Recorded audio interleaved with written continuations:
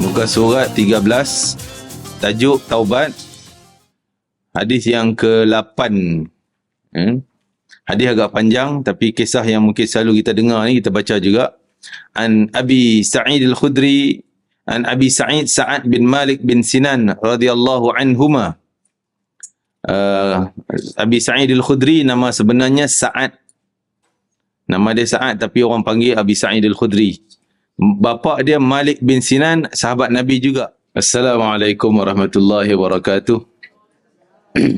Alhamdulillah wassalatu wassalamu ala Rasulillah wa alihi wa sahbihi ajma'in wa nata'allam wa ta'lim wa tadhakkura wa tadhkir wa naf'a wal intifa' wal ifada wal istifada wal hatha ala tamassuk bi kitabillah wa sunnati Rasulillah wa du'a ila al-huda wa dalata ala al-khair ibtigha'a mardatillahi wa qurbihi wa thawabihi wa maghfiratihi wa ridwanihi وحسن الخاتمة عند الموت ورفع درجة في الجنة ومرافقة سيدنا محمد صلى الله عليه وآله وسلم وابتغاء الشفاعة يوم القيامة على هذه النية وكل نية صالحة شاملة خيرات الدنيا والآخرة وإلى حضرة سيدنا محمد صلى الله عليه وآله وسلم.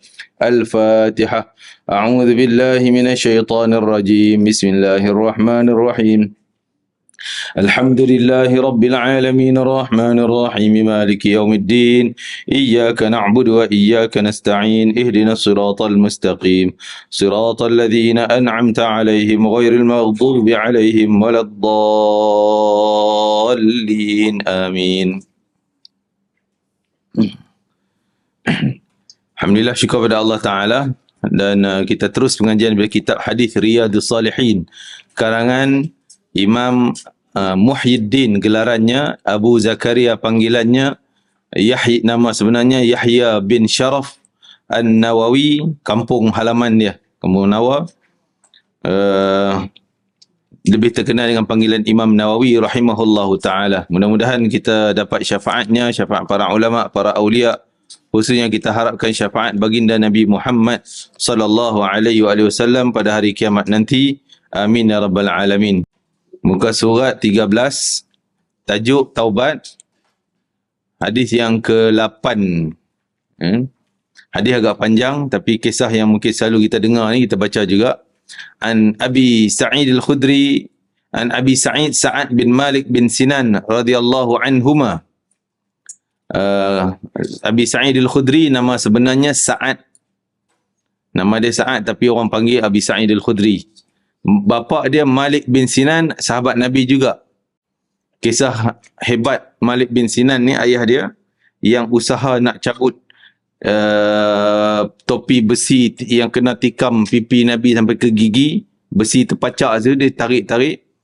Orang lain tarik tapi terpancar keluar darah dan dia nak cuci pipi Nabi. Bila cuci tu terkeluar lagi darah, maka dia tadah mulut dia telan darah pipi Nabi SAW. Dan Nabi kata,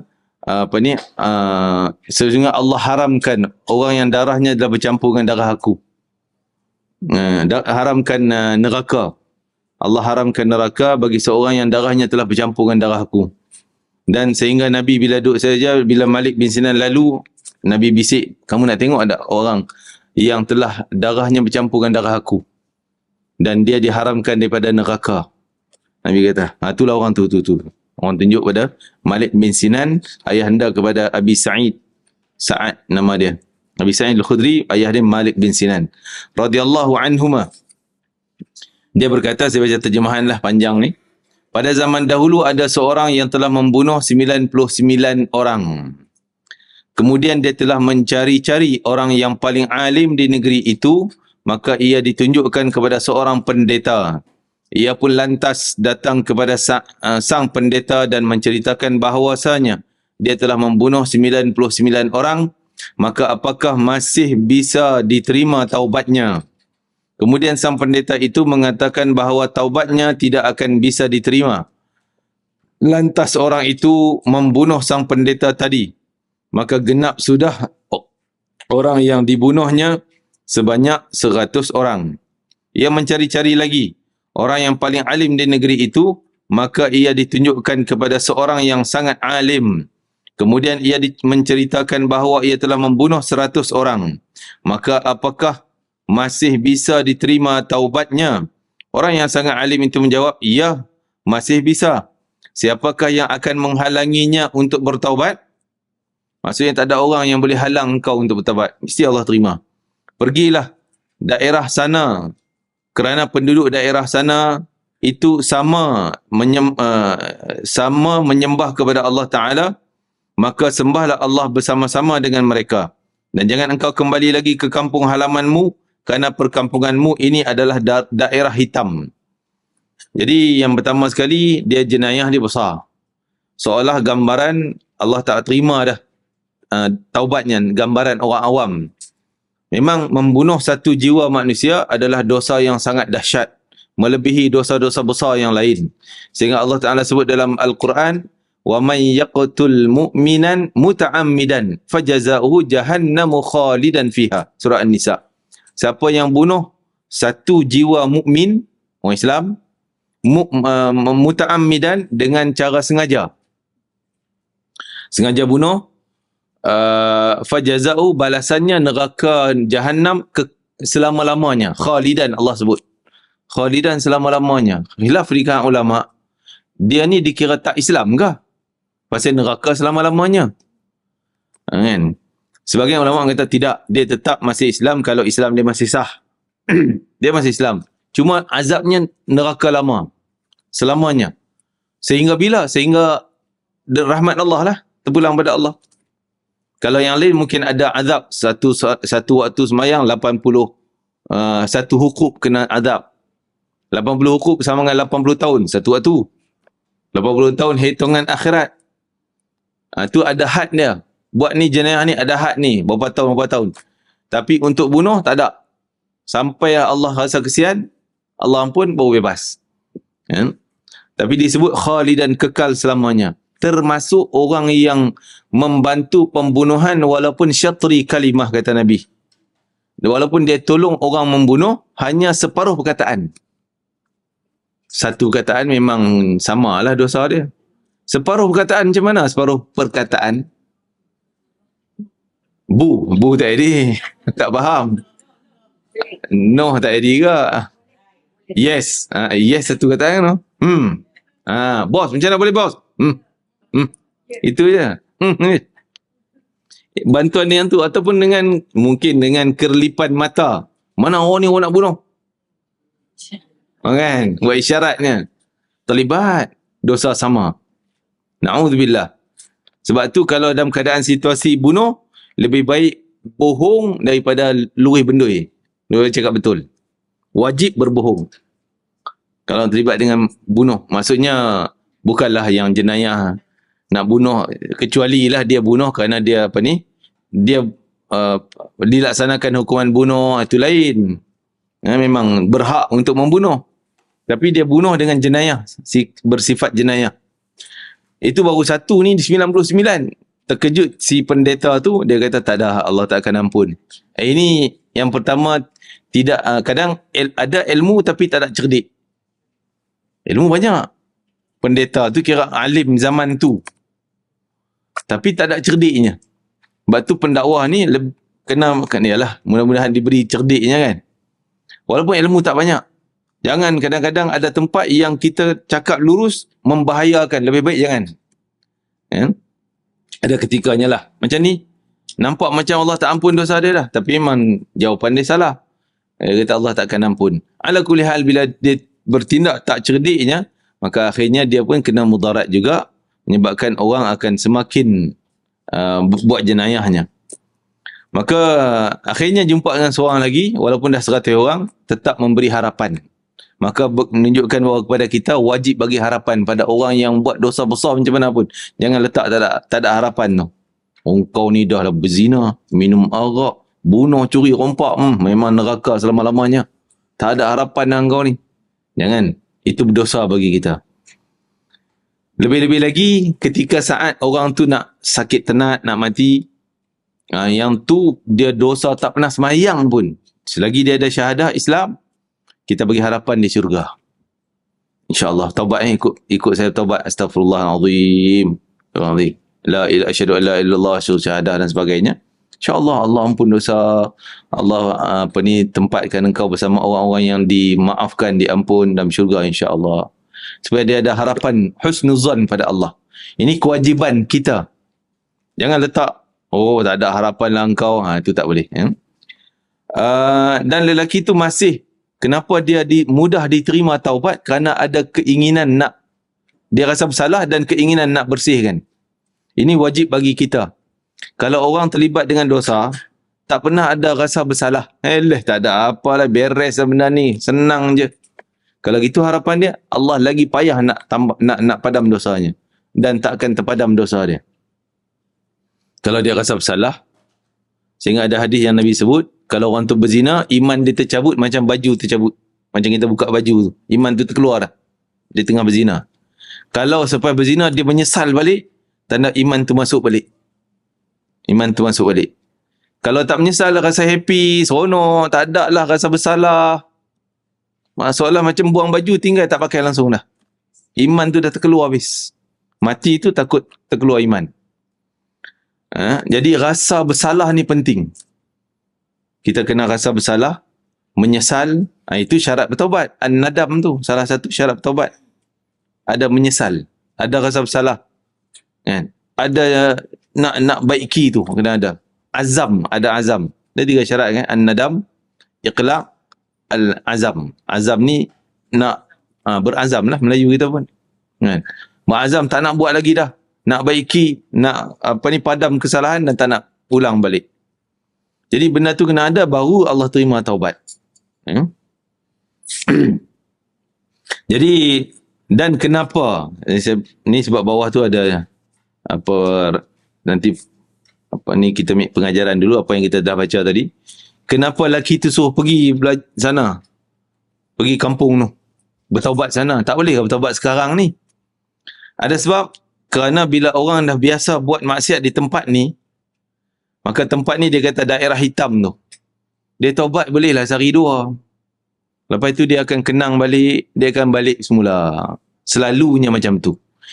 Jadi orang yang dosanya sangat dahsyat, dia perlu persekitaran yang kuat untuk membantu dia untuk bersihkan dia daripada dosa tu. Kalau dia duduk kampung juga, dia seorang bertaubat keliling member, lama-lama juga, lama-lama kembali balik. Macam penagih dadah dan sebagainya. Dia kena keluar. Ambil persekitaran yang baik. Supaya persekitaran tu penting.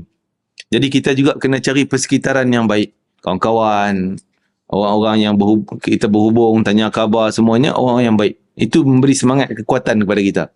Seperti Nabi Musa dengan Nabi Harun. Nabi Musa Allah suruh pergi dakwah Fir'aun. Dia kata, Rabbi syrah li sadri wa yassir li amri wahlul 'uqdatam min lisani yafqahu qawli waj'al li waziran min ahli. Boleh tak? Ya Allah, engkau lantik seorang yang boleh jadi orang yang kuat aku. Orang kanan kuat aku. Harun akhi, Harun lah orangnya, saudara aku ni. Pasal apa? Dia minta untuk ada orang kuat ni. Kai nusabbihaka kathira. Supaya aku dapat bertasbih banyak-banyak pada engkau. Wa nadhkuraka kathira, aku boleh berzikir kuat-kuat, maksudnya banyak berzikir, memberi kuatan kepada aku bila ada kawan. Jadi kadang-kadang kita mudah sangat kita kata engkau ni, kadang kita pun rasa kat masjid kita rajin buat semayang, sunat tu, sunat qabliyah ba'diyah, balik rumah jadi malas. Bukan kerana tak ikhlas, jangan tuduh tak ikhlas lah tu. Nah, persekitaran. Bila tengok orang bangun, kita jadi semangat nak buat. Itu persekitaran. Bukan kerana tak ikhlas. Tapi bila balik ni kita seorang. Nak lawan dengan syaitan keliling ni. Kan? Sukar sikit lah. Kan? Jadi itulah perlu pada semangat kawan yang baik. Suhbatul akhyar ni penting. Dan dikatakan tempat yang dia suruh pergi itu bukan dekat. Jauh di Busra. Dia cerita ni di Palestin. Suruh pergi ke Busra, Syam.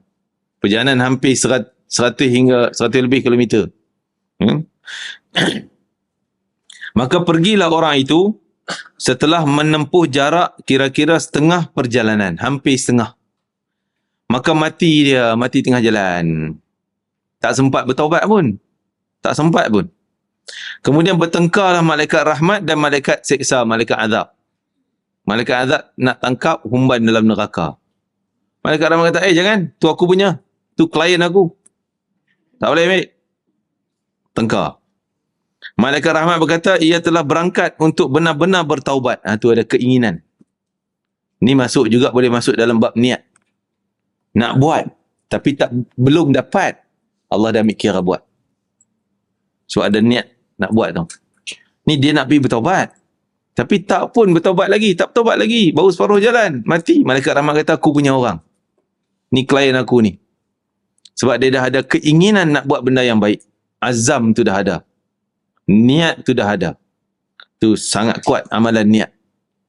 Sangat kuat amalan niat. Kita kena memanfaatkan amalan niat. Banyak orang tak guna amalan niat ni. Tak manfaatkan. Nak buat tu, nak buat ni, kena ada azam dan niat. Ia telah berangkat ni, dia tolak sana tu, dia ada niat nak bertaubat. Dan menyerahkan dirinya dengan sepenuh hati kepada Allah.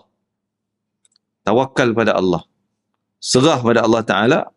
Minta dorongan daripada Allah. Hidayah daripada Allah dan sebagainya. Malaikat azab pula kata, sungguhnya ia belum bertaubat pun. Malaikat azab kata. Dia tak bertaubat pun dan tak buat baik apa pun. Bunuh dah. Bunuh 100 orang. Takkan nak masuk syurga. Lantas datanglah seorang malaikat. Maksudnya malaikat itu datang jadi diutus oleh Allah dalam rupa bentuk manusia. Maka kedua malaikat itu menjadikannya sebagai hakim. Allah hantar tu. Malaikat ni Allah hantar jadi pengadil. Maka berkatalah malaikat yang dalam bentuk manusia itu, ukur olehmu 2 daerah. Maka kepada daerah yang lebih dekat itulah ketentuan nasibnya. Maksudnya siapa yang jarak pendek menang kes. Malaikat azab kata dia dah bunuh 100 orang dengan tempat mati. Kalau itu dekat, menang malaikat azab. Malaikat rahmat kata dia dah bertolak baik ni nak pergi tempat baik. Tempat baik dengan tempat mati. Jarak berapa? Kalau itu pendek, menang kes malaikat rahmat. Ukur je. Kan? Tengok apa ada hadis yang sebutnya. Mereka mengukur, kemudian mereka mendapati daerah yang dituju itu lebih dekat. Menang kes malaikat rahmat. Maka orang itu dicabut nyawanya oleh malaikat rahmat. Dibawa roh dia tu ke dalam syurga. Pada riwayat lain, dalam kitab As-Sahih dikatakan, ia telah dekat sejengkal. Menang kes sejengkalnya. Itu pun asal usul mati orang tu ni kira sana. Belah malaikat azab. Belah malaikat azab. Kalau waktu tu tak bertengkar, ukur-ukur memang dah menang malaikat azab ni. Tapi Allah perintah pada bumi. Allah suruh bumi. Ni dalam hadis ni. Pada riwayat lain juga disebut, dikatakan, kemudian Allah Ta'ala memerintahkan kepada daerah hitam supaya bawa mayat tu pergi jauh. Dia dekat, patut menang ke dia. Tapi Allah suruh bawa jauh. Pergi jarak jauh. Dan merintahkan kepada daerah yang baik ni supaya pendek-pendekkan jarak. Bagi jadi jarak pendek. Nak bagi menang juga kawan ni masuk syurga. Kan? Itu rahmat Allah Ta'ala. Sebab ada kesungguhan, ada taubat, keinginan nak taubat walaupun belum. Tapi bukan hadis ni nak bagi kesempatan pada orang buat maksiat. Oh Ustaz, dia bunuh 100. Apa sangatnya saya mencuri RM100 je. Tak apalah, buat lagi RM200 pula. Kan? Tak apalah, ujung-ujung saya bertaubat lah buat macam ni. Nak bertaubat, nak bertaubat, nak bertaubat, nak bertaubat. Itu main-main. Main-main. Allah tahu orang yang sungguh-sungguh dengan orang yang main-main. Allah boleh menilai benda tu. Jangan kita nak main-main. Ini orang ni bersungguh-sungguh nak bertaubat. Supaya mendekat dan menyuruh supaya malaikat itu mengukurnya, kemudian mereka mendapati daerah yang baik itu sejengkal lebih dekat. Maka diampunilah dosa dia, syurga dia. Pada riwayat lain disebutkan Allah menyederongkan hatinya untuk menuju. Jadi Allah bila nak terima taubat, Allah akan bagi dia rasa gelisah dengan perbuatan maksiat. Dia gelisah, tak senang, dia nak cari je tempat yang baik. Itu tanda Allah sayang dia. Ada orang yang hidupnya banyak dengan maksiat, kan? Dosa, tapi hujung-hujungnya Allah selamatkan dengan taubatnya. Tapi bukan Allah sengaja buat, ada sebab. Ada orang, na'udzubillah, lagi menakutkan kita, hidup awalnya dengan penuh amal soleh. tapi penghujungnya mati dengan su'il khatimah, azab. Mesti ada sebab, bukan Allah zalim, tak.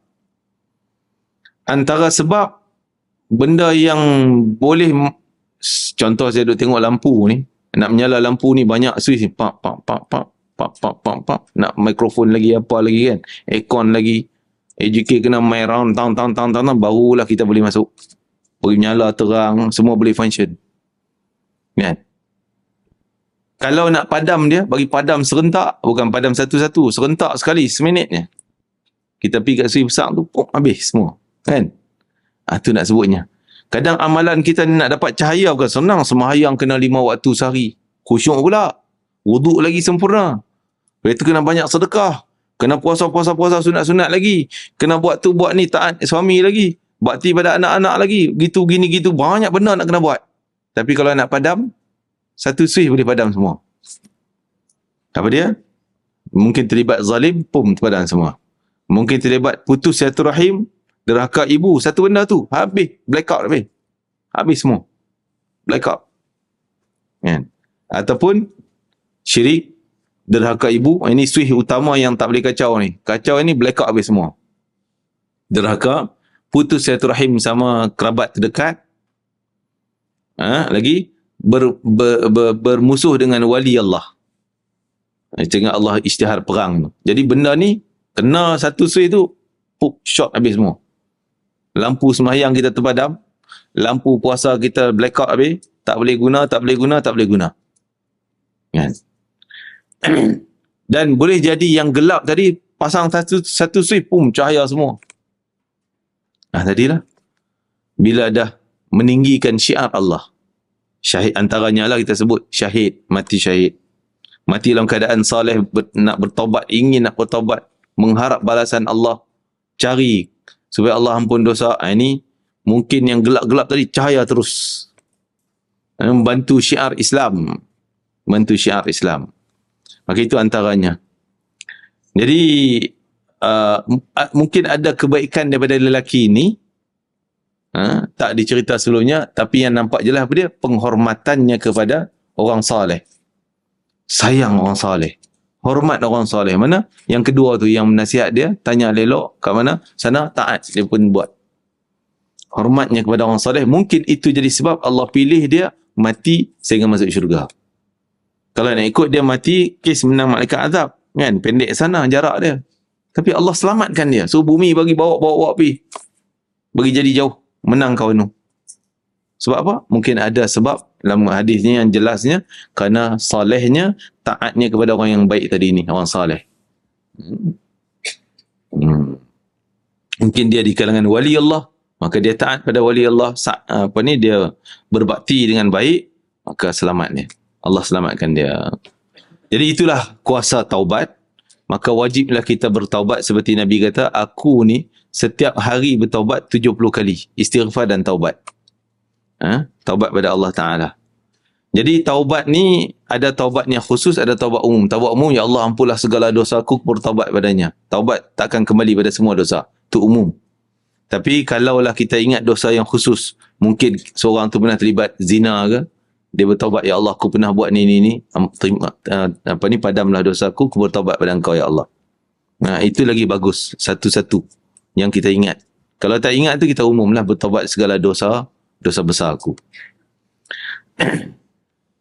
Dan taubat ni, kalau kita teringat dengan satu dosa yang kita buat tadi ataupun semalam dan sebagainya, maka wajib segera yang mungkin, sehingga dikatakan kalau dia melepasi beberapa hari, itu dah terlibat dosa bertambah-tambah. Saham dosa tu makin naik, kerana dia melewatkan taubat. Sedangkan taubat ni Allah suruh perintah taubat segera. Wasari'u ila maghfiratin. Cepat-cepat kamu cari keampunan Allah. Segerakan. Kenapa kata lebih berhari? Sebab ada hadis kursi yang Allah kata, wahai hamba-Ku yang bermaksiat di siang hari, aku menanti di malam hari untuk kamu bertaubat.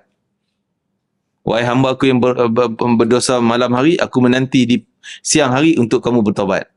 Jadi kalau melepasi satu hari, berarti dosa kita dah semakin bertambah. Allah dah nanti, kita tak buat pun. Kan? Tak bertaubat pun. Dah lepas satu hari, 2 hari dah. macam orang yang derhaka kepada bertaubat. Maka wajiblah kita bertaubat setiap hari. Sampai beratus pun tak apa. Seperti dalam istighfar kita ada wa atubu ilaih. Aku bertaubat pada engkau. Aku bertaubat pada engkau. Itu taubat yang umum. Okey, seterusnya hadis yang ke-9 ni pun panjang ceritanya. Tak apa, kita baca sikit. Kisah Ka'ab bin Malik ni riwayat daripada anaknya Abdullah bin Ka'ab bin Malik. Ka'ab bin Malik. Sayyidina Ka'ab bin Malik ni sahabat Nabi. Dua-dua ni dia adalah panglima Ka'ab radhiyallahu anhu daripada anaknya ketika ia buta. Oh, ni cerita lah masa dia dah tua, Ka'ab dah tua, buta dah. Dia cerita balik kisah dia dengan Nabi SAW. Di mana dia berkata, saya mendengar Ka'ab bin Malik, ayah dia, menceritakan tentang peristiwa tertinggalnya dari Rasulullah SAW dalam perang Tabuk. Di mana Ka'ab berkata, saya tak pernah tertinggal daripada Rasulullah SAW dalam salah satu peperangan pun kecuali dalam perang Tabuk. Maksudnya sejak dia masuk Islam, dia tak ikut Nabi dalam perang. Kecuali yang Tabuk ni je. Ni kes dia menyesal ni. Perang Tabuk ni nama tempat di utara Saudi yang dekat-dekat dengan sempadan Jordan. Jarak daripada Madinah lebih kurang 600, lebih pada 600 hingga 700 km. Bayangkan, ni perang yang paling jauh Nabi ikut. Nabi sertai. Dan nak perang pula dengan tentera Rom. Tentera Rom, center dia, HQ dia waktu tu di Jordan. Jordan sekarang lah. Kan? Jadi dekatlah, dia orang hanya berapa puluh kilometer. Nabi datang 700 kilometer. Ya. Jadi, dan peperangan Tabuk lah peperangan yang paling sulit. Satu, jauh. Yang kedua, masih penat baru balik Mekah. Nabi baru balik Mekah, perang pembukaan kota Mekah. Lepas itu perang Hunain di Mekah. Balik-balik Nabi ajak pergi perang Tabuk. Penat tak sudah hari. Dan yang ketiga, sulitnya, iaitu pokok kurma ni baru nak masak untuk potong tuai dia. Tunggu sikit berapa hari dia, seminggu dia. Tapi Nabi ajak pergi perang juga, tak dan nak ambil. Ini ujian untuk orang beriman. Sampai orang munafik tak sanggup pergi. Dan dia mempengaruhi beberapa orang lain yang lain untuk jangan tak payah pergi, nanti siapa nak potong kurma ni? Kan? Siapa nak jaga ni, macam-macam. Tapi Ka'ab bin Malik tak termasuk orang munafik. Yang tak ikut serta ni bukan dia seorang. Yang tidak ada alasan uzur, 3 orang. Bukan disebut nama di sini. Yang tidak ada alasan munafik. Ataupun yang Nabi larang pergi adalah Sayyidina Ali. Nabi tak pergi-pergi. Sebab Sayyidina Ali kena jaga Madinah. Sayyidina Ali menangis, tak boleh pergi. Ya Rasulullah, takkan kau nak tinggal aku dengan orang perempuan, dengan orang munafik kat Madinah ni? Rasulullah pujuk dia. So kata, wahai Ali, kau tak nakkah duduk kedudukan engkau dengan aku seolah-olah Harun dengan Musa? Kan Nabi Harun duduk jaga masyarakat Bani Israel, Nabi Musa naik munajat atas bukit. Jadi Nabi Harun duduk dengan masyarakat. Barulah Sayyidina Ali tenang, tak apalah, dia boleh duduk. Dan sahabat yang tak ada kenderaan, Nabi tak pergi ikut. Sahabat tak ada kenderaan. Dalam surah Taubah cerita, dia orang balik menangis. Pergi kepada Rasulullah, kami nak pergi perang Tabuk. Rasulullah kata, ada kenderaan? Tak ada. Tak ada kuda, tak ada unta. Yang lain dah penuh ada kenderaan. Nabi kata, tak boleh pergi, jauh. Balik menangis. Kerana tak dapat ikut serta Nabi SAW. Maka, beberapa golongan ni, yang pertama tadi, sahabat dia, orang munafik memanglah dia dosa derhaka pada Nabi. Yang kedua, Sayyidina Ali dapat pahala kerana dia diperintah oleh Nabi SAW. Yang sahabat tak dapat pergi kerana tak ada kenderaan. Pahala mereka telah lengkap. Macam dah pergi perang balik. Sebab apa? Sebab ada niat nak pergi, tapi ada uzur, tak ada kenderaan. Nabi tak pergi, pahala lengkap. Allah bayar dah pahala dia. Orang munafik, na'udzubillah lah. Jadi Ka'ab bin Malik ni, dia bukan orang munafik, tapi dia berbelah bagi, nak pergi tak pergi, nak pergi tak pergi, nak pergi tak pergi, itu cerita dia. dalam perang Tabuk, di mana Ka'ab berkata, saya tidak pernah tertinggal daripada Rasulullah SAW dan satu perangan pun kecuali dalam perang Tabuk. Hanya saja saya tertinggal dalam perang Badar. Perang Badar lain. Tak pergi perang Badar, tak berdosa. Sebab perang Badar bukan niat nak pergi perang. Perang Badar berlaku perang secara tiba-tiba. Perancangannya nak pergi rampas harta daripada Abu Sufyan yang lalu nak pergi Syam. Lalu ke Madinah, sahabat Nabi sekat nak ambil balik harta yang Abu Sufyan curi. Tiba-tiba tak jadi, Abu Sufyan dah pergi jalan lain. Akhirnya, tentera Mekah datang perang. Jadi dia orang pun tak siap perang dan sebagainya. Banyak sahabat yang tak ikut serta menyesal. Tapi tak berdosa. Sebab bukan perancangan nak pergi perang. Namun tidak ada seorang pun yang disalahkan waktu tertinggal dalam perang Badar. Tak disalahkan oleh Nabi SAW. Kerana Rasulullah SAW keluar hanya untuk menghalang kafilah Quraisy. Namun Allah Ta'ala mempertemukan mereka dengan musuh tanpa terduga sebelumnya. Saya telah menyaksikan bersama dengan Rasulullah SAW pada malam Aqabah. Jadi malam Aqabah ni orang Madinah 12 orang. Dia termasuk Bai'atul Aqabah yang pertama. 12 orang Madinah terawal masuk Islam. Aqabah di mana? Aqabah di mana? Aqabah? Tak kenal lah, tak tahu dah Aqabah di mana kan. Padahal ada hajah-hajah ramai ni. Duk buat haji tu dekat Aqabah lah tu. Kita melontar tu kan. Jamrat Ula, Jamrat Wusta, dulu nama Jamrat Aqabah. Itulah Aqabah. Di situ ada bukit-bukit kecil namanya Aqabah. Kalau perasan, tempat melontar sekarang tak orang nak perasan sangat. Sebab kita melontar tempat tinggi, bawah sana tu ada masjid Bai'ah, tempat dia masuk Islam ni. 12 orang sahabat Nabi masuk Islam. Masjid Bai'ah dia sebut. Ada lagi masjid tu. Kecil je, besar dewan ni je. Kan? Jadi, itulah tempat Aqabah. Dia orang datang senyap-senyap. Waktu gelap-gelap, Nabi keluar pergi situ. Jumpakan dia orang, ajar Islam, 12 orang. Tahun pertama, iaitu 3 tahun sebelum Nabi hijrah. Itu tahun pertama Aqabah. Aqabah pertama. Tahun depan, 12 orang balik, bawa main musim haji juga, dah jadi 70 orang. Itu dia panggil Aqabah kedua. Iaitu 2 tahun sebelum hijrah. Itu tahun nextnya, baru Nabi keluar pergi Madinah, hijrah. Jadi Aqabah, peristiwa Bai'atul Aqabah ni ada 2 kali. Dia termasuk orang yang awal-awal masuk Islam yang 12 orang tu. Dan saya tidak senang kalau malam Aqabah itu dipersamakan dengan seperti perang Badar, walaupun perang Badar itu banyak disebut-sebut orang.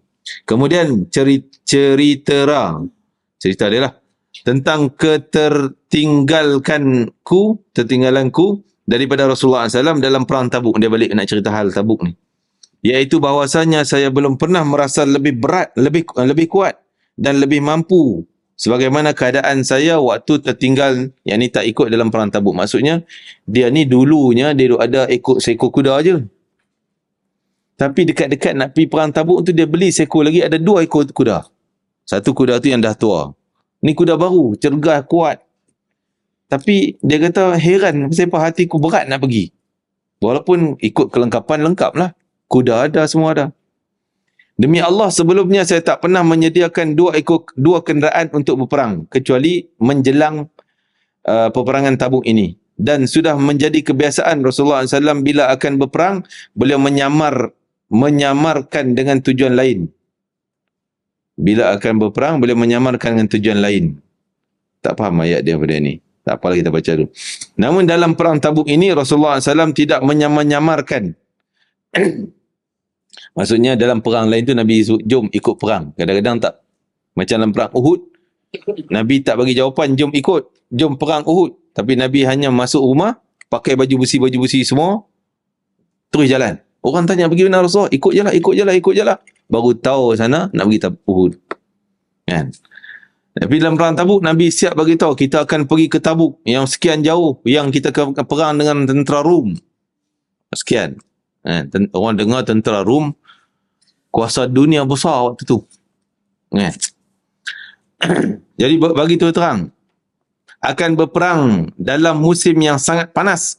cuaca sangat panas sebab kurma nak masak. Dan akan menempuh perjalanan yang sangat jauh. Nabi bagi detail tu, maklumat. Perjalanan yang sangat jauh serta menghadapi musuh yang sangat besar, tentera Rom. Pergi dekat dengan dia orang. Dah dia orang kuasa hebat. Tentera ramai, ratusan ribu. Nabi pergi jalan jauh-jauh nak perang dengan dia orang. Kan? Oleh karenanya Rasulullah SAW menekankan perintahnya kepada kaum muslimin untuk benar-benar siap bersungguh-sungguh dalam mereka berperang. Boleh menjelaskan kepada mereka tujuan yang sebenar. Kaum muslimin yang mengikuti Rasulullah SAW dalam perang itu sangat banyak. Sehingga tidak ada seorang penulis pun yang berkeinginan untuk mencatat nama-nama mereka. Masuk ramai. Ini peperangan yang paling ramai tentera Islam. Ka'ab mengatakan seandainya seorang berkehendak untuk tidak ikut dalam perang itu, ia pasti akan mengira bahawa hal itu tidak akan diketahui selama tidak ada wahyu daripada Allah Ta'ala yang menjelaskan hal itu. Maksudnya lintasan Ka'ab, tak apalah kalau aku seorang tak pergi pun, bukan Nabi perasan pun. Itu. Kan ramai. Puluhan ribu yang ikut pergi. Jadi aku tak pergi pun Nabi tak perasan lah. Dia sangka macam tu. Kecuali kalau Allah turun wahyu, memang tahu jugalah. Rasulullah SAW melaksanakan perang Tabuk ini pada musim buah kurma. Sedangkan saya sebenarnya lebih cenderung untuk mengikuti perang. Hati macam nak pergi. Rasulullah SAW bersama kaum muslimin telah bersiap. Duk dengar dah Nabi dah siap. Lagi petang ni nak bertolak. Nak malam ni nak bertolak. Dia duk fikir lagi tu nak pergi tapi hati macam nak pergi. Dan saya merencanakan esok sajalah, tak apalah. Dia kata tunda esoklah aku pergi sebab dia ada kuda laju. Kalau Nabi bertolak pun aku sempat pecut. Kemudian saya pulang tetapi saya belum juga mempersiapkan diri. Balik duk ingat esok nak pergi, esok nak pergi, esok nak pergi. Tapi sampai waktu esok, duk lagi duk kat rumah, relax je. Kan, nantilah, nantilah. Kan. Belum siap apa pun. Kan. Sekali serta saya berkata dalam hati, saya mampu untuk ikut perang kapan pun saya berkehendak. Maksudnya dia boleh pecut tadi ni. Akan tetapi keadaan semacam itu terus berlarut sehingga Rasulullah SAW bersama kaum muslimin supaya siap untuk berangkat. Nabi dah mula jalan. Tapi saya belum lagi terdorong untuk mengikutinya. Saya pulang tetapi saya belum juga mempersiapkan diri. Hal yang demikian itu berlarut-larut terus sehingga berangkatlah pasukan yang perang itu. Dan saya masih punya pendirian bahawa saya masih boleh mengejar pasukan itu. Tetapi alangkah celakanya diri saya kerana berbuat seperti itu, maksudnya tak siap-siap juga, duduk tidur kat rumah, duduk diam kat rumah. Kemudian saya tidak bisa mengikuti perang, dah lewat dah lama dah. Kalau pecut pun tak dan dah. Dia rasa macam tak apalah. Tak pergi. Setelah Rasulullah SAW berangkat perang, saya merasa sedih. Dah rasa tak boleh nak kejar dah. Tiba-tiba rasa sedih, menyesal. Tak ikut. Merasa sedih sekali kalau keluar tidak mendapatkan seorang pun di antara kaum muslim. Masuk keluar rumah, tak nampak orang Islam dah. Nampak munafik. Orang perempuan. Yang orang macam dia yang tak munafik, tak ada dah, yang semua dah pergi. Saya hanya mendapat orang-orang munafik atau orang lemah yang memang diberi kemurahan oleh Allah, diberi rukhsah, kelonggaran tak pergi. Orang sakit, orang yang jaga orang sakit, termasuk orang yang tak ada kenderaan. Rasulullah SAW tidak menyebut-nyebut nama saya sehinggalah sampai di Tabuk. Kan? Sewaktu di Tabuk dan beliau sedang duduk-duduk bersama dengan kaum muslimin, beliau bertanya apa yang diperbuat oleh Ka'ab bin Malik. Tiba-tiba Nabi sebut nama dia. Dia duk ingat, Nabi tak ingat nama dia. Tiba-tiba Nabi tanya, agak apa yang Ka'ab bin Malik tak ada ni? Kenapa tak datang? Seorang lelaki bangun daripada Bani Salamah, berkata, wahai Rasulullah, macam dia nak peli sikit, macam nak kutuk sikit. Wahai Rasulullah, dia terhalang oleh kain mantelnya. Kain dia, Ka'ab ni orang kaya. Alah, tak datang tu, sayang dengan harta dia tu. Macam itulah peli. Bahasa peli sikit. Dan hanya melihat-lihat kain mantelnya. Kemudian Mu'adz bin Jabal bangun. Marah kepada lelaki itu. Dia kata, jahat apa yang kau katakan. Tak baik kau cakap macam tu.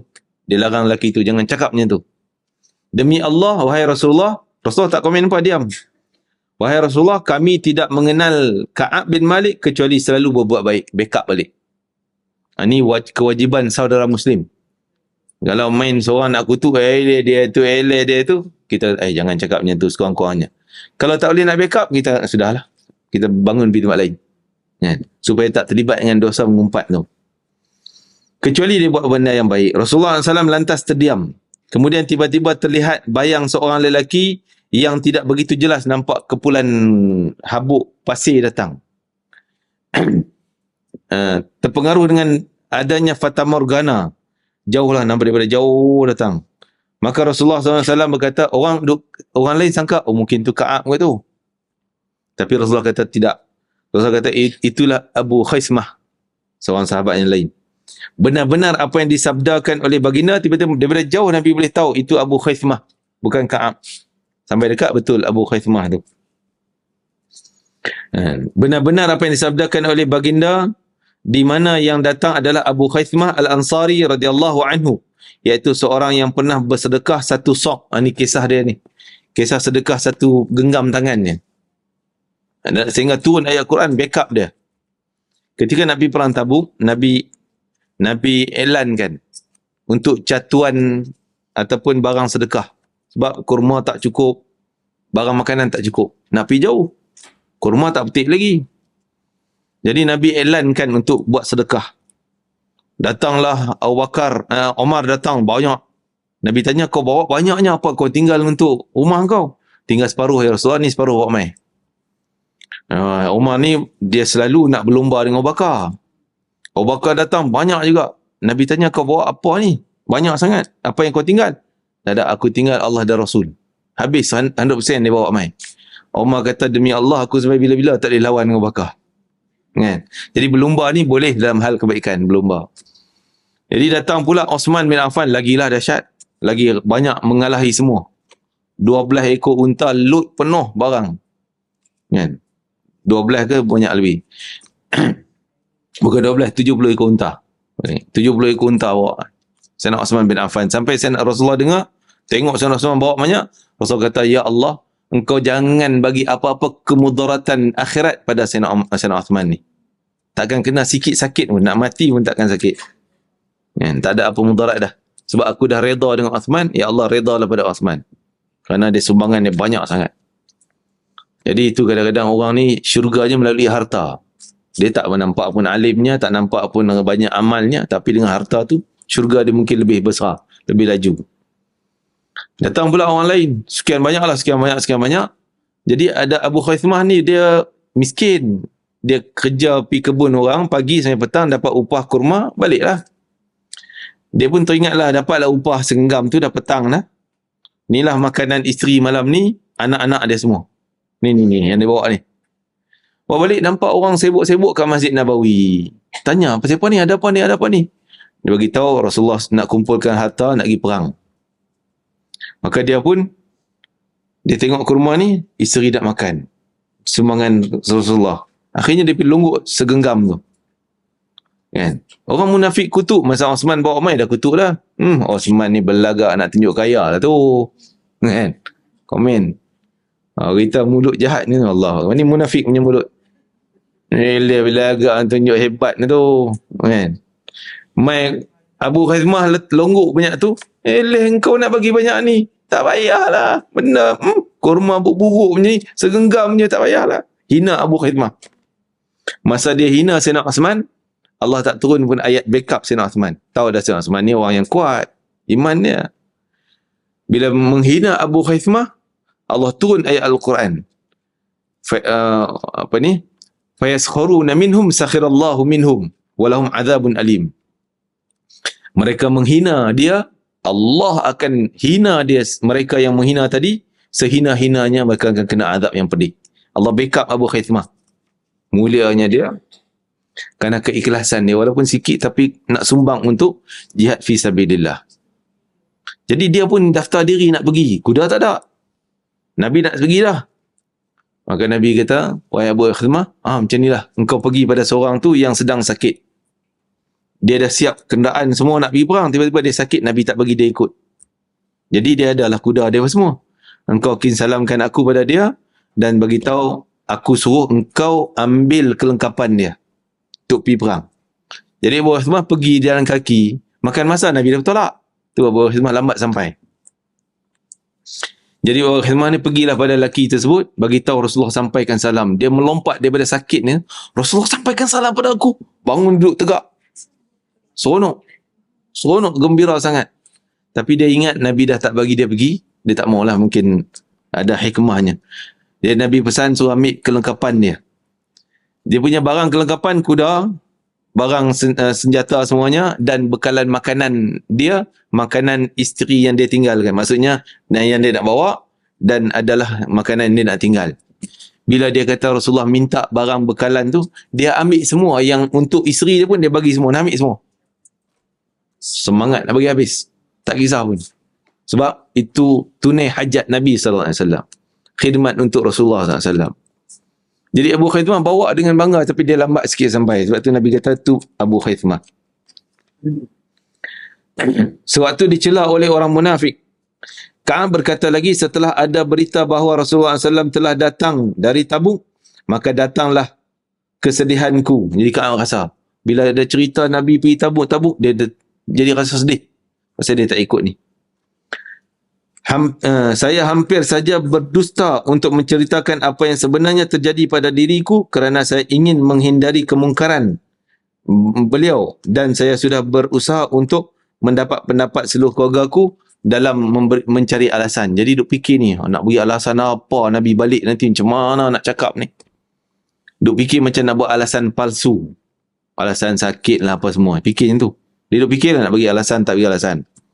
Setelah Adam mengatakan bahawa Rasulullah SAW telah benar-benar datang, maka hilanglah segala kebatilanku.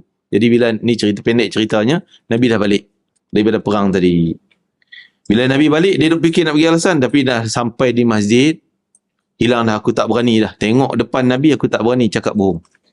Tak berani dah. Di mana saya, kebatilan maksudnya dia nak bohong tadi tak jadi dah.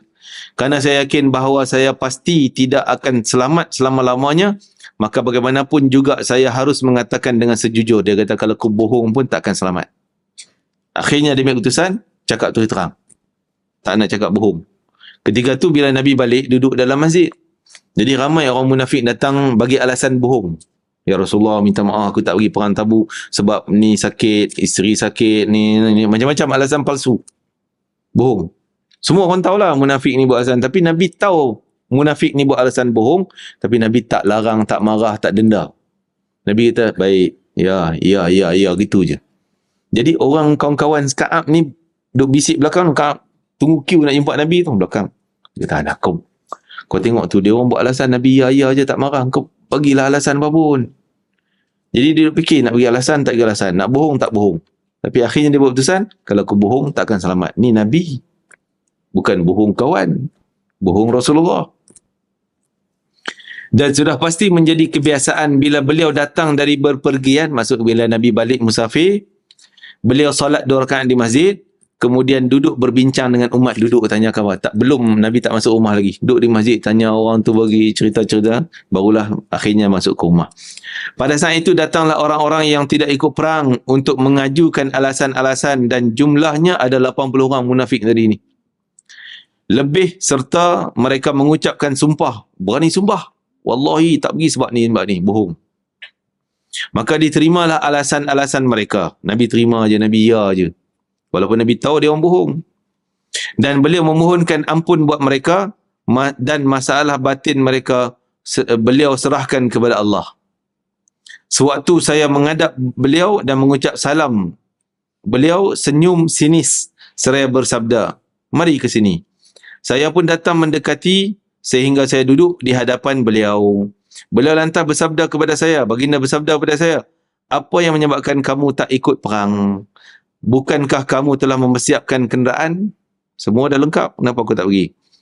Terus dia menjawab, wahai Rasulullah SAW, demi Allah, seandainya saya duduk di hadapan penduduk dunia ini, tetapi bukan tuan yang saya hadapi, nescaya saya akan mengemukakan alasan untuk menyelamatkan ini. Maksud, kalau aku bukan berdepan dengan Rasulullah, pasti aku buat alasan palsu. Tapi ni, demi Allah aku depan Rasulullah, tak boleh cerita. Dia bagi tahu awal.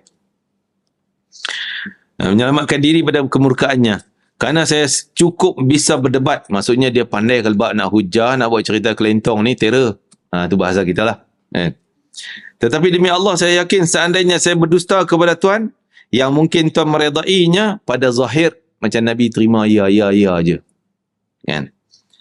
Dan menerima alasan saya, namun nanti Allah pasti akan memurkai saya melalui Tuhan, lewat Tuhan. Dan seandainya saya menceritakan apa yang sebenar terjadi pada diriku, nescaya Tuhan akan menyayangkan diriku, dia rasa macam tu. Tetapi saya masih tetap mengharapkan kemaafan dari Allah yang maha mulia lagi maha agung. Demi Allah, sungguhnya tidak ada alasan bagi saya, dan demi Allah sungguhnya saya tidak ada alasan nak tak pergi tu. Tak ada sebab. Dan saya merasa sangat kuat dan sangat mampu sewaktu saya nak ikut perang tu. Kalau nak pergi, lengkap semua. Baju besi, pedang semua ada. Kuda lengkap. Dan untuk itu bersama Tuhan. Rasulullah SAW bersabda, apa yang kamu katakan adalah satu kejujuran. Nabi akui, kamu cakap yang benar. Nabi akui, kamu cakap yang betul. Yang lain 80 orang beri alasan, Nabi ya je. Kan? Kamu katakan adalah satu kejujuran. Pergilah kamu dan tunggu keputusan Allah tentang dirimu. Tengok apa kejujuran ni. Walaupun ada ujian untuk orang jujur. Selalu orang jujur ni akan kena dulu kan. Kena orang cari inilah. Orang nak kenakan dia dan sebagainya. Jadi ini pun Nabi, sehingga sejak tu Nabi pulau dia.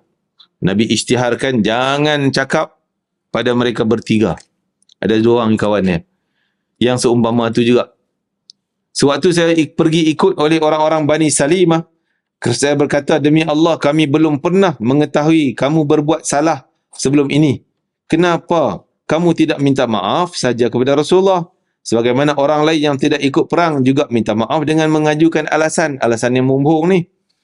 Kalau Rasulullah SAW sudah memberi ampun kepada kamu, kesalahanmu akan diampun. Ni orang cakap, kenapa kau cakap betul pula?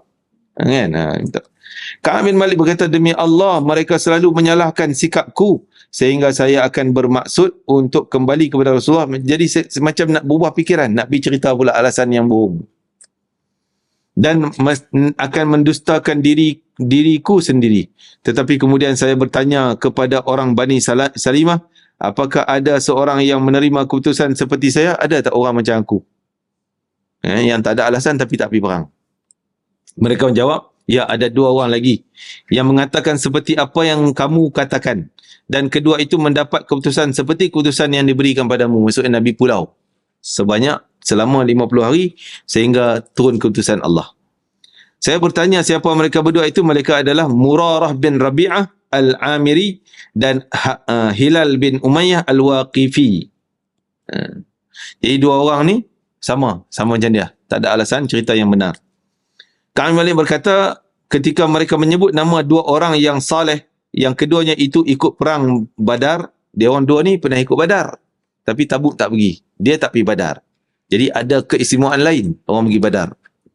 Kerana orang yang pergi Badar, Nabi bagi keistimewaan, dia takkan dicatat dosa. Sampai bila-bila. Walaupun terlibat dosa, tapi Allah takkan catat. Hebat istimewanya orang Badar. Jadi, dia orang berdua tak apalah ada keistimewaan Badar. Aku ni tak ada Badar dan Tabuk pula tak pergi.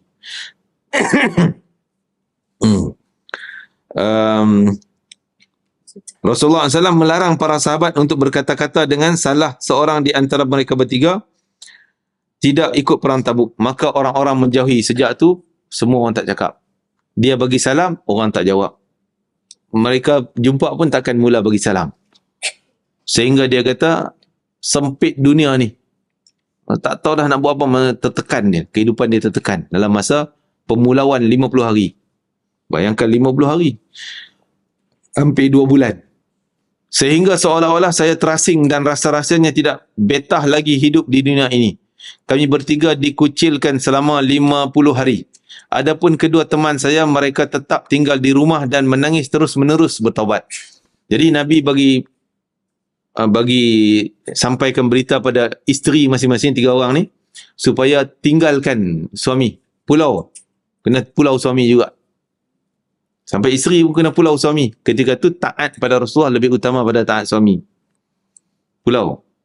Jadi dua orang Murarah dengan Hilal tadi, sahabat yang kedua tiga tadi, yang kedua dan ketiga, isteri masing-masing pergi mengadu, ya Rasulullah, cik suami kami ni orang tua dah, tua bangka dah. Tambah sikit kan. Tak reti dah nak masak makan, nak urus pakaian pun tak reti. Kami nak kena buat semua. Jadi kalau tinggal habislah, dia tak boleh nak menguruskan diri sendiri. Boleh izin tak kami duduk di rumah juga? Akhirnya Nabi izinkan, tapi jangan bersama, jangan tidur sama. Urus rumah boleh. Kan?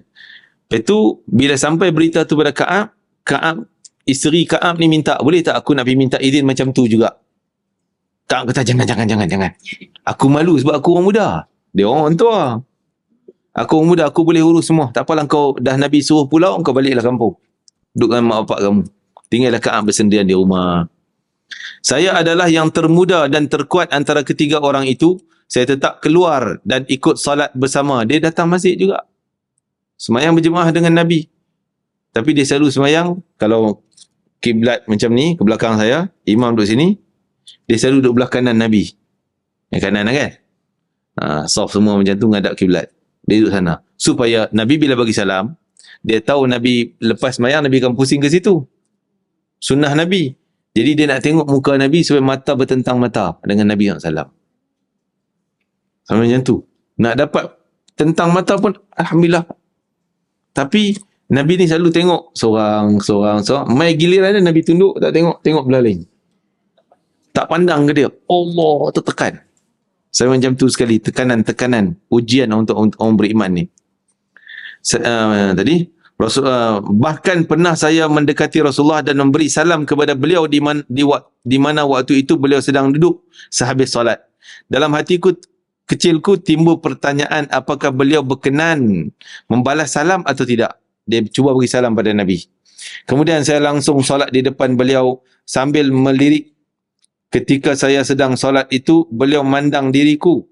Dan bila saya melirik semula mata tengok mata Nabi, beliau membuang mukanya, maksudnya paling ke lain.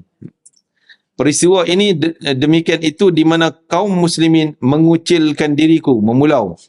Maka pada satu sore saya menaiki dinding rumah Abu Qatadah. Abu Qatadah ni pakcik dia, sahabat Nabi. Jadi Abu Qatadah dalam kebun, dia pun pergilah ke Abu Qatadah, ke pakcik dia.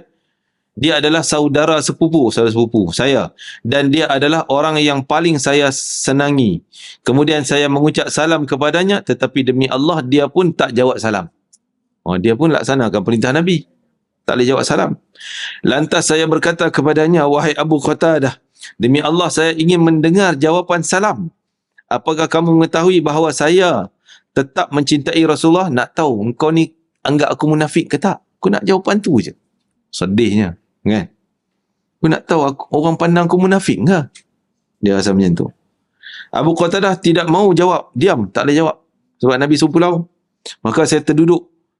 Kemudian saya bertanya lagi kepadanya, tetapi dia tidak mau menjawab. Kemudian saya duduk kembali dan saya bertanya lagi, tetapi dia tidak mau menjawabnya. Tetapi akhirnya dia menjawab juga, iaitu dengan ucapan Allah dan Rasulnya yang lebih mengetahui. Allah wa Rasuluhu alam. Maka mencucurlah air mataku dan saya segera kembali, iaitu dengan naik dinding rumah Abu Qatadah.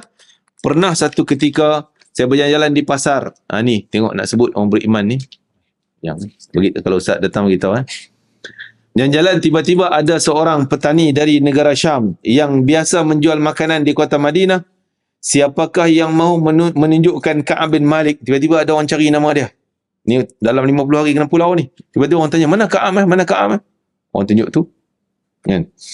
Maka orang-orang tunjuk diriku, lalu orang itu datang kepadaku dengan memberi sepucuk surat dari Raja Ghassan, iaitu raja di Syam yang memang tak Islam lah. Umpan dia. Dia orang tahu Nabi pulau dia. Nak umpan dia supaya jom join dengan kami orang kafir ni. Kami akan bagi rumah, bagi istana, bagi jawatan, bagi gaji, bagi. Ni ujian. Takutlah dia boleh jadi pengkhianat Rasulullah. Kan? Macam mana berlaku di Gaza tu kan? Banyak pengkhianat. Diberi upah, habis. Kemudian saya baca surat itu dan isinya, isi surat tu. Selanjutnya ingin saya sampaikan bahawa saya mendengar bahawa kawan-kawanmu itu sahabat Nabi sedang mengucilkan dirimu, sedang Allah tidak menjadikan dirimu itu seorang yang hina dan bukanlah orang-orang yang pantas disia-siakan. Oleh kerana itu, saya benar-benar bersedia memberi bantuan pada ni umpan raja tadi ni. Setelah selesai membaca surat itu, saya berkata, wah, ini adalah ujian yang baru. Dia bukan menganggap ini keistimewaan. Bukanlah satu rezeki. Tidak. Dia kata ni ujian tambah. Allah tambah lagi ujian. Dah kena pulau. Lepas tu datang pula umpan orang jahat ni. Kemudian saya bermaksud untuk melempar surat tadi ke tengah api. Setelah sampai, maksud dia ambil surat tu, baling itu je. Tak layan. Setelah sampai pada hari ke-40, di mana saya dikucil selama 50 hari dan beliau juga turun wahyu kepada Rasulullah SAW. Tiba-tiba penghujung-penghujung hari itu turun ayat Quran, wa 'ala thalathatil ladzina khulifu hatta idza daqat. Panjang ayat tersebut, Allah terima taubat 3 orang tu. Allah tak sebut yang 80. 3 orang tu Allah terima taubat mereka. Sehingga mereka hidup dalam kesempitan, tertekan, tapi mereka masih mengharap rahmat, redha daripada Allah dan Rasul. Walaupun diumpan macam tu. Na'udzubillah, mudah-mudahan Allah tak uji kita macam ni. Kita kalau kawan 2-3 orang pulau kita pun, ada umpan macam ni, aku tinggal lah. Kan? Na'udzubillah. Dan Allah tak uji kita dengan ujian yang dahsyat ni. Tengok kekuatan iman dia. Kemudian Rasulullah mengutuskan seorang bila turun ayat Quran tentang Allah terima taubat mereka bertiga. Walaupun tak sebut nama, tapi mereka bertiga. Sampai pada Nabi baca ayat tu, para sahabat faham. Ini 3 orang tadi ni. Terus Rasulullah suruh seorang sahabat pergi bagi tahu pada Ka'ab bin Malik dan 2 orang lagi. Bagi tahu, suruh datang. Dan dia berkata, sungguhnya Rasulullah SAW menyuruh kamu supaya berpisah dengan isterimu pada awalnya. Saya bertanya, apakah saya harus menceraikan? Atau ni di awal tadilah. Pada awal tadi balik. Nabi suruh isteri berpisah. Adakah itu suruh cerai? Ataupun pisah rumah? Dia berkata, tidak, jangan kamu menceraikannya, tetapi janganlah kamu mendekatinya, menyetubuhi. Bersamaan dengan itu pula, beliau mengutus utusan untuk mendatangi kedua kawanku dengan menyampaikan perintah yang sama. Kemudian saya berkata kepada isteriku, pulanglah dulu kamu kepada keluargamu dan tinggallah di sana bersama mereka sehingga Allah memberi keputusan tentang persoalanku ini. Kemudian isteri Hilal dan bin Umayyah datang kepada Rasulullah SAW. Saya berkata, wahai Rasulullah, sesungguhnya Hilal bin Umayyah adalah orang yang sudah sangat tua dan lemah serta tidak mempunyai pelayan. Maka apakah kiranya Tuan keberatan bila saya melayaninya? Baginda menjawab, tidak apa-apa, tetapi jangan sekali-kali ia mendekati, maksud bersetubuhan.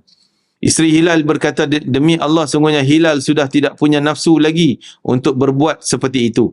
Dan demi Allah, ia selalu menangis semenjak ia menerima keputusan itu sampai saat ini. Jadi mungkin berita ni kata ulama, pulau suami isteri itu adalah 10 hari terakhir. Bukan daripada awal.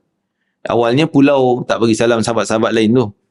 Kemudian sebahagian keluarga aku mengatakan kepada aku agar saya minta izin kepada Rasulullah SAW tentang masalah isteriku.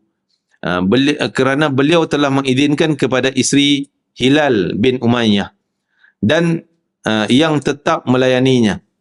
Maka saya menjawab, saya tidak akan minta izin kepada Rasulullah SAW tentang masalah isteriku. Saya tidak tahu apa jawapan Rasulullah SAW seandainya saya minta izin tentang masalah isteriku kerana saya adalah orang yang masih muda. Kemudian saya tinggal sendirian selama 10 hari terakhir. Maka genaplah sudah 50 hari. Kan? 50 hari semenjak saya dikucilkan, yakni semenjak orang tidak boleh berkata-kata dengan saya. Jadi dia pulau, isteri memulau tu hanya 10 hari terakhir. Sewaktu saya solat subuh pada hari ke-50 di tingkat atas rumahku, kemudian ketika saya sedang duduk untuk merenung nasib sebagaimana yang disinyalir oleh Allah Ta'ala, di mana saya merasa sangat sempit hidup di dunia ini.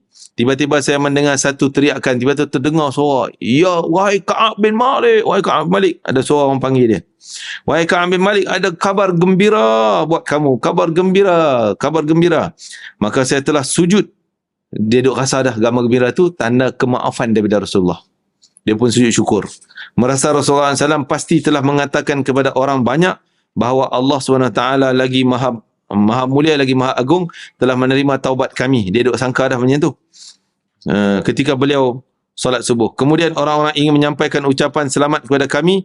Jadi disebutkan bahawa orang yang sampai berita kepada Ka'ab tu, Ka'ab punya seronok. Ka'ab kan orang kaya, baju jubah hebat, dia pun buka jubah hadiah, gembiranya. Jadi tu sunnah Nabi SAW, bila orang sampaikan berita baik, kita pun membalas jasa baik pada dia. Jadi pergilah jumpa Rasulullah, nak jumpa kau. Dia pun datang, orang pun semua ucap tahniah Ka'ab, Allah turunkan jawapan, sekian. Ada seorang lelaki yang datang kepada aku, panjang ni, dengan naik kuda, dan ada juga yang berjalan kaki, bahkan ada juga yang naik ke atas bukit, serta terdengar suara yang kerasnya melebihi suara kuda. Ketika datang kepada aku orang yang menyampaikan kabar gembira itu, maka segera saya lepaskan pakaianku dan saya berikan kepadanya kerana gembiranya hatiku. Padahal demi Allah waktu itu saya tidak mempunyai pakaian selain itu. Sehingga saya meminjam pakaian untuk menghadap Rasulullah SAW. Dan saya pun menghadap Rasulullah SAW, sedang orang-orang yang bertemu dengan saya semuanya secara berkelompok-kelompok mengucap selamat dan diterimanya taubat saya serta memberi. Mereka berkata kepada saya, selamat atas diterimanya taubatmu kepada Allah Ta'ala. Sehingga saya masuk masjid. Di dalam masjid Rasulullah SAW sedang duduk-duduk dengan dikelilingi oleh orang ramai. Kemudian bangkitlah Talhah bin Ubaidillah radhiyallahu anhu serta tergopoh-gopoh untuk berjabat tangan dan mengucap selamat kepadaku. Demi Allah tidak ada seorang pun dari sahabat Muhajirin yang bangkit selain Talhah bin Ubaidillah. Ka'ab berkata, ketika saya mengucapkan salam kepada Rasulullah SAW, beliau bersabda sedangkan wajahnya nampak berseri-seri kerana gembira. Bergembiralah kamu pada hari yang paling baik sejak kamu dilahirkan oleh ibumu. Gembiralah, Allah bagi jawapan terima taubat. Kan? Ada ayat Quran sampai hari ni kita dah baca kisah tu, ayat tu. Saya bertanya, dari Rasulullah sendiri atau dari Allah? Jawapan taubat ni dari engkau ke ya Rasulullah? Atau dari Allah? Beliau jawab, tidak, ini langsung dari Allah yang maha mulia lagi maha agung. Tengok kejujuran. Kejujuran walaupun ujian-ujian berat, tapi jawapannya lagi hebat. Hadiahnya lagi besar kerana kejujuran tadi ni. Dia tak berani bohong, jujur dengan Rasulullah SAW dan bertaubat sungguh-sungguh. 50 hari bertaubat. Rasulullah SAW sedang gembira, wajah bersinar seakan wajahnya itu belahan dari bulan. Ini perumpamaan selalu dibuatlah kalau gembira. Kita pun telah mengenal semuanya. Semua sahabat tahu wajah Nabi masam, wajah Nabi marah, wajah Nabi tak suka. Semua boleh baca. Tengok wajah Nabi bergembira hari tersebut.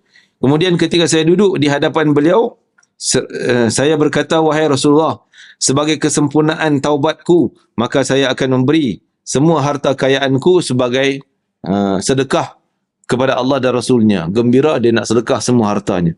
Rasulullah berkata, jangan. Tahanlah sebahagian dari harta kekayaanmu, kerana yang demikian itu lebih baik bagimu. Saya berkata, sungguhnya saya hanya akan menahan rampasan perang yang saya dapat dari Khaybar tahun sebelum tu. Dan saya berkata lagi, wahai Rasulullah SAW, sungguhnya Allah Ta'ala menyelamatkan saya kerana saya jujur. Dan sebagai kesempurnaan taubatku, saya tidak akan berbicara melainkan dengan jujur. Dia bertaubat dan dia kata takkan cakap palsu, bohong lagi dah. Benar-benar sepanjang hidup dia nak jujur je. Sebab dia tahu hadiah orang yang jujur. Hadiah besar. Allah bagi jawapan. Demi Allah, saya tidak mengetahui seorang pun di antara kaum muslimin yang telah diuji oleh Allah kerana kejujurannya seperti saya menceritakan kepada saya keadaan saya dengan sejujurnya di hadapan Rasulullah SAW. Demi Allah, saya tidak pernah sengaja untuk berdusta semenjak mengatakan hal tu kepada Rasulullah SAW sampai hari ini, sampai hari dia nak sakit, nak meninggal, dia ceritakan anak dia ni.